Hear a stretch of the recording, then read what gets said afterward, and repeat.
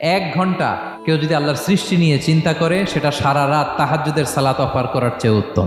আমরা অনেকে মনে করি শুধু তাসবিহ পড়াই ইবাদত, শুধু কোরআন তেলাওয়াতই মনে হয় ইবাদত, শুধু কিয়ামুল লাইল করা ইবাদত। কিন্তু বিশ্বনবীর সাহাবী, যিনি ইসলাম আমাদের চেয়ে ঢের বেশি বুঝেছেন, তিনি বলেন আল্লাহর এই সৃষ্টি শৈলী, এই সৃষ্টি নৈপুণ্য নিয়ে 1 ঘন্টা চিন্তা করা, ক্রিটিক্যাল থিঙ্কিং করা, সারা রাত নফল তাহাজ্জুদের চেয়েও সেরা। সূরা আলে ইমরানের 190 নম্বর আয়াতে আল্লাহ তাআলা বলেছেন, যারা আকাশ বাতাস পৃথিবী সৃষ্টি নিয়ে চিন্তা করে এবং সর্ব অবস্থায় আল্লাহ তাআলার জিকির করে এবং তারা তাফাক্কুর করে, ক্রিটিক্যাল থিঙ্কিং করে এবং তারা বলে মা খালাকতা হাযা বাতিলা, হে আল্লাহ তুমি অনর্থক কিছু সৃষ্টি করো নাই।